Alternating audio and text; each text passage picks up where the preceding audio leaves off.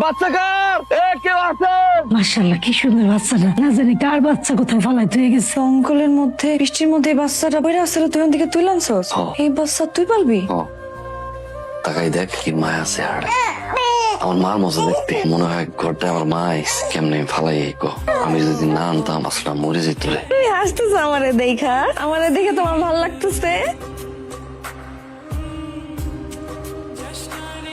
এই যে যাইতেছো স্কুলে, হারুর কথা ঠিকঠাক মতো শুনবা। হ্যাঁ না শুনুন না, হয়তানি করবা না। করুন দুষ্টামি করুন না। সত্যি সত্যি পাখি মায়ের কেমন আছো? মাশাআল্লাহ। আচ্ছা আমি না প্রত্যেকদিন স্কুল যাওয়ার সময় দেখি ওই আন্টিটা মোর দিকে তাকায় আছে, আবার টুমোটার দিকে তাকায় আছে, আবার দেখি সে আমার দিকে তাকায় আছে। কিন্তু কিছু করে না। ঘটনা নাকি ভালোবাসা করো নাকি? করি। তাহলে বিয়ে করো না কেন? দেখ ভালোবাসার গল্পে আম্মা একটা করে ভিলেন থাকে। আমাকে ভালোবাসার গল্পে দাদু সে ভিলেন। এই সিমরি তোর বয়স কত? এই বয়সে সামে সিগুন তুই আমার ভালোবাসার কথা জিগেলি। এক থাবড় দিলাম আমাকে এলাম। আপনি কবে মরবেন?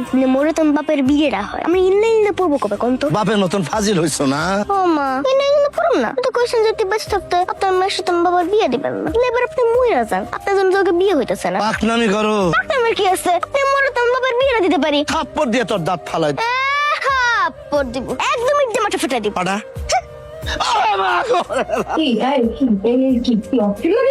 এত সাধনার বিয়া আর এখন বউ রেখে কত চোখে। কমো না।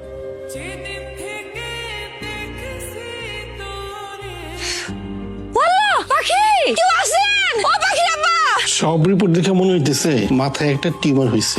টিউমারটা মাথার সাইজ অনুযায়ী অনেক বড় হয়েছে। ইমিডিয়েটলি টিউমারটা অপারেশন করতে হবে। ওরে নিয়ে ঢাকায় যাও, ঢাকায় গিয়ে মেডিকেলে ভর্তি করো। আপা ডাক্তার কখন আইবো? আপা আমার মায়ের অবস্থাটা খুব খারাপ। আপা আপা একটু আইতে কর না আপা।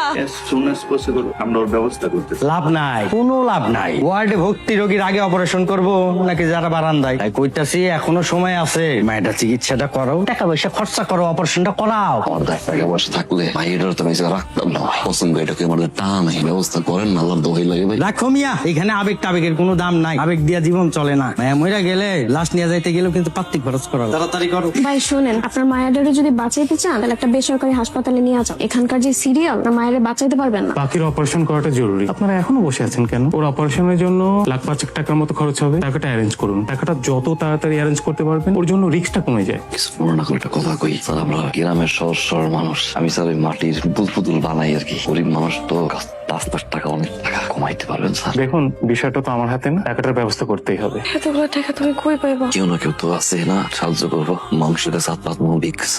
ভাই, কয়টা টাকা লাগবে? ভালো না। এত সুন্দর চেহারা ধান্দাবাজি করে আপনি চাকরি খেতে পারেন না? জান ভাই ভাই আমার মায়াটা অনেক অসুস্থ। ভাই 2 টাকা দিয়ে যান না ভাই। তো কইলো যে কালকে অপারেশন না করলে আমি মরে যাবো। এমন ভালো কথা কর। মরে গেলে তো আমি তোমার পারম না। আমার তো কবরে থাকা লাগবে। আমার তো তোমার বুকে ঘুমানোর অভ্যাস। তোমার বুকে না আসলে আমি কেমনে ঘুমাইবো? কবরে শুলে তোমার ঘুম আসবো না। কি কইছো তুমি? পৃথিবীতে কোনো বাপ পাইছো দেখি মাইয়ারে কবর চাইতে দেয়? তোমার পাইছো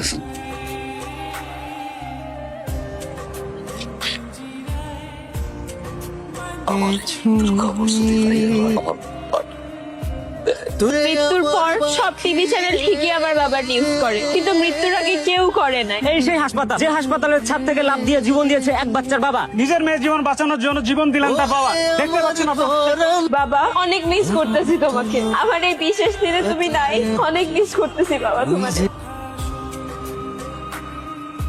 পৃথিবীতে কোনো বাপ পাইছো মাইয়ারে কবর চাইতে দেয়?